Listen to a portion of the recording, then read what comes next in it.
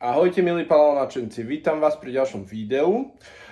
Tento raz je to video také troška špeciálnejšie, pretože pred malou chvíľou som vyzdvihol na pošte takúto krabicu.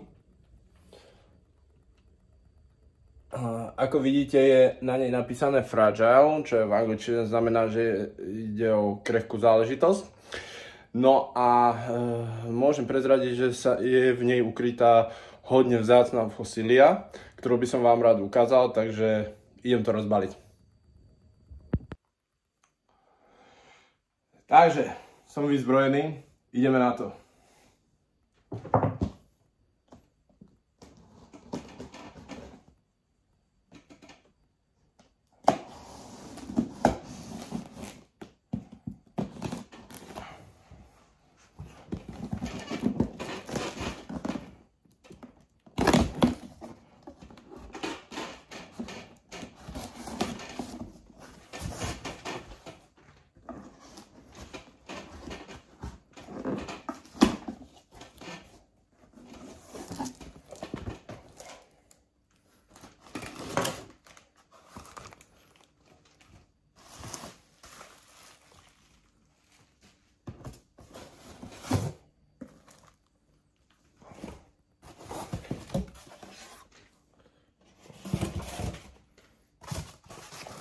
Hodne polystyrénu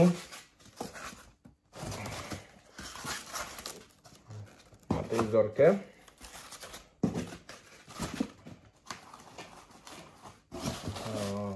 To dám bokem.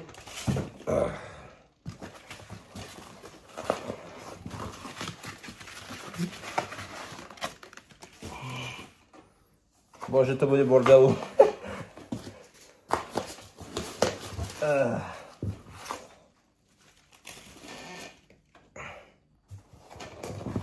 Tak, vyberám vzorku a krabicu môžeme dať nabok. No. Teraz to skúsime troška nastaviť tak, aby bolo vidno na tú vzorku.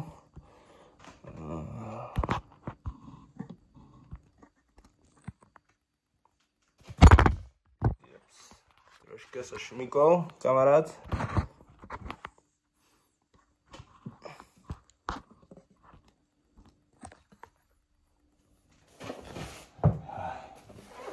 Okay.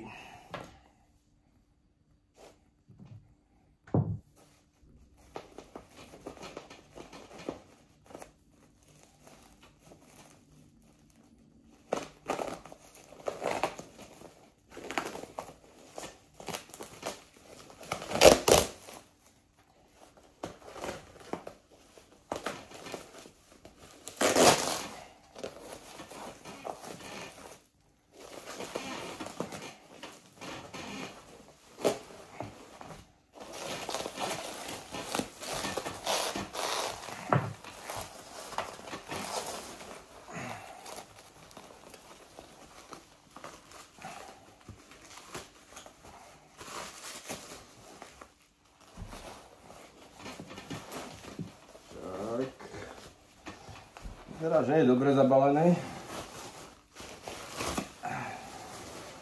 Teraz postupne ideme odmotávať.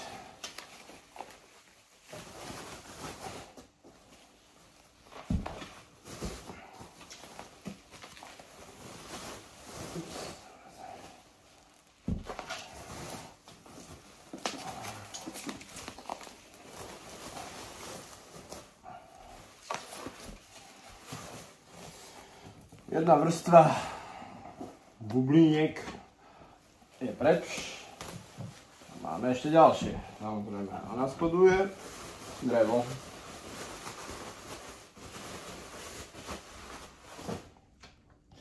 Takže teraz znova prerežeme lepiacu pásku.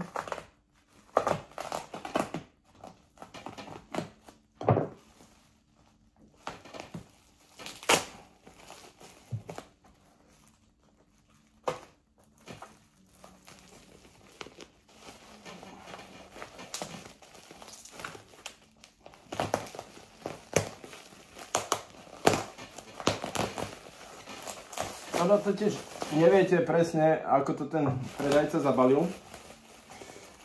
Takže je ťažké odhadnúť, akým smerom máte rezať. Takže ja to robím, že pokus náhoda.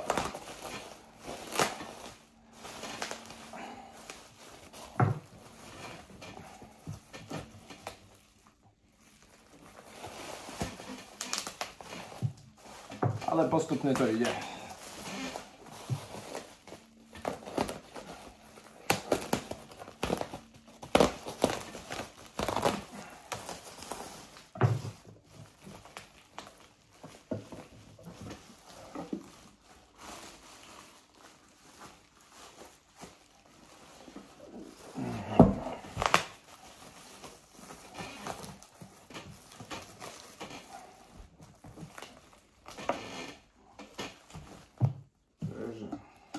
Prerežeme spodok. Treba to oddeliť od tej kostky. Aj z druhej strany. Vlastne zo všetkých 4 strán. A bude to dne prilepené.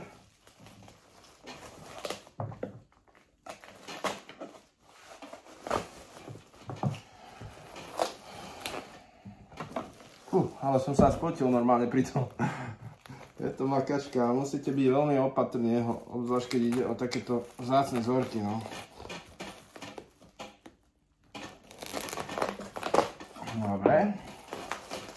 Vyzerá, že sme ju oddelili takmer od drevenej dosky. No. Teraz vlastne ide finále, blíži sa teda. Môžeme hodiť do krabice. Teraz to už ide proste. Cítim váhu toho kameňa. Takže ešte tu prerežeme.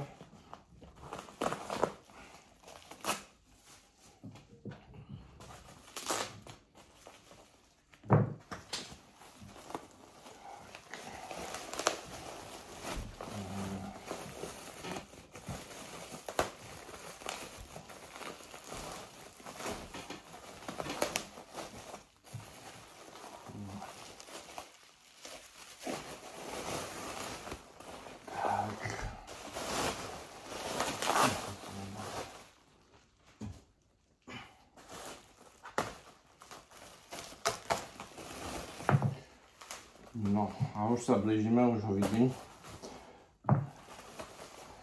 Takže dúfať, že je v najlepšom poriadku, ale vyzerá to dobre. A vzorku je ešte prilepený. Ďalšia vrstva bublinkáča dole. No a teraz už ideme akože priamo ku fosílii. Nožnice zrejme nebudem potrebovať, ale pri otváraní takýchto balíčkov si ich vždy berem pre istotu.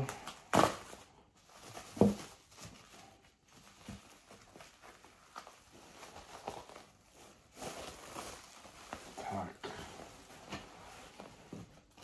Ešte jeden obrat.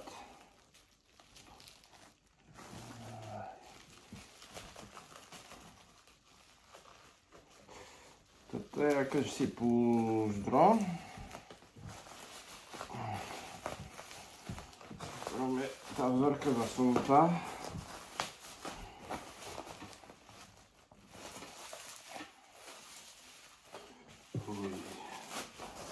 Začínam byť troška nervózny, no. Ide naozaj o veľmi vzácnu vec. Takže, no, dobre. Chvíľku si odložím sem kabokam. Vložím a už ideme do absolútneho finále. Takže držte palce, aby sa to dobre dopadlo.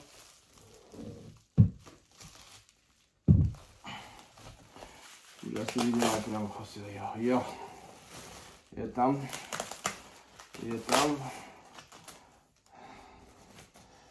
A Foxík začína cítiť eufóriu.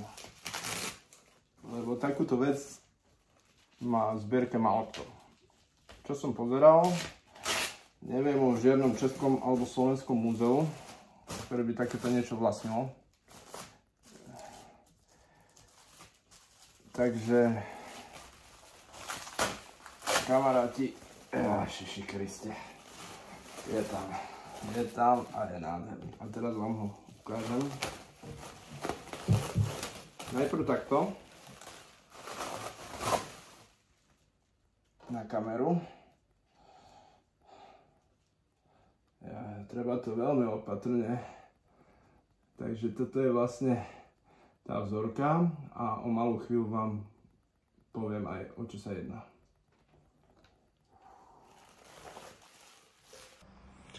Takže zvieratko, ktoré mi prišlo v tej krabici, je vlastne tento vták.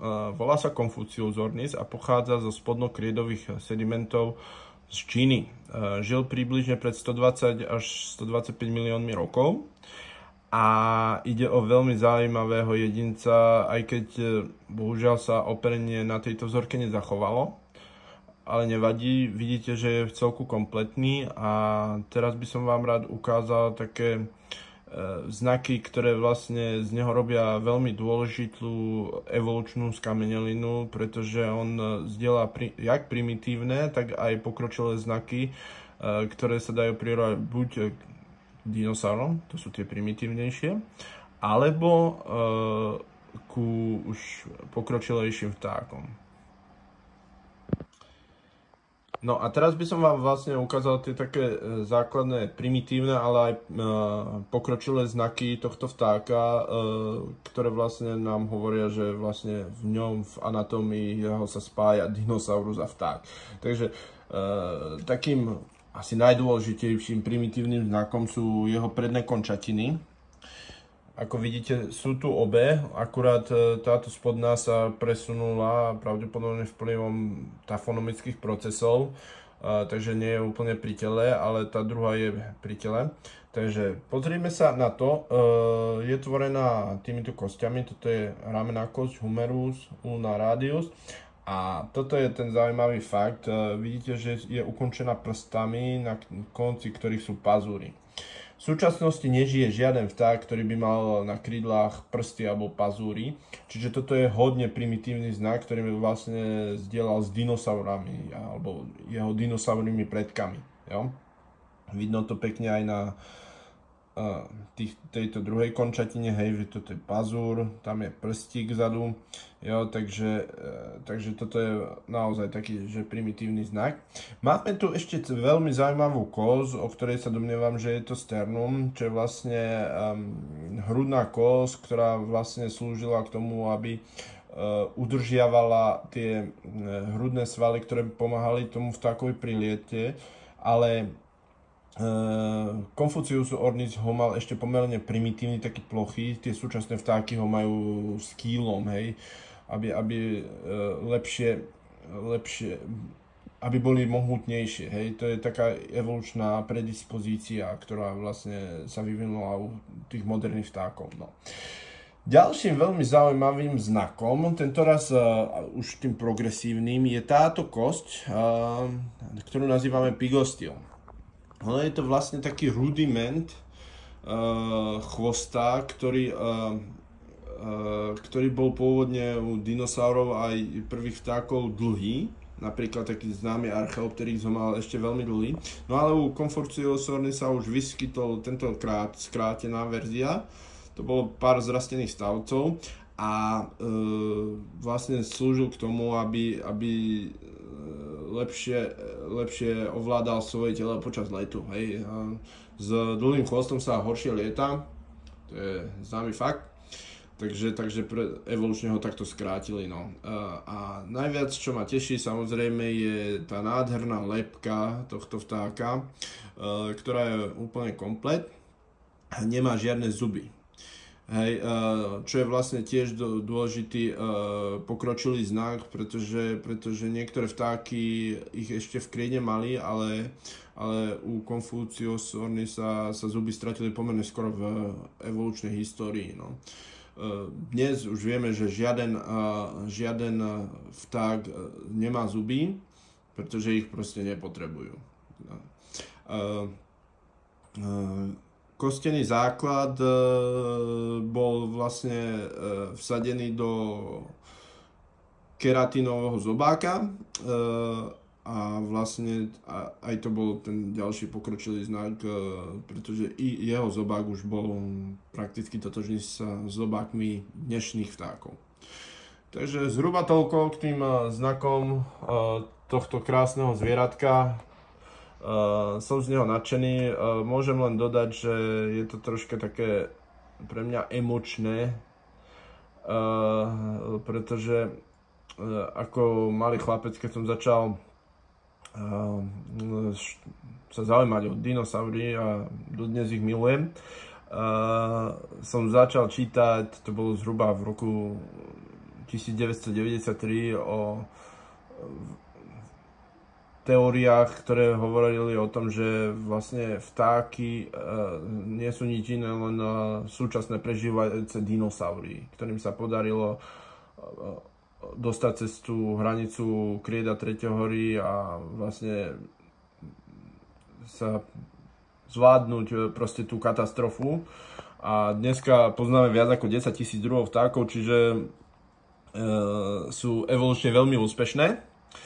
No a vlastne len 3 roky potom, ako som videl prvý Jurský park, čo je vlastne film, ktorý na mňa urobil v tej dobe najväčší dojem, sa začali v Číne objavovať prvé nálezy operených dinosaurov a ich vtáčich súkmeňovcov.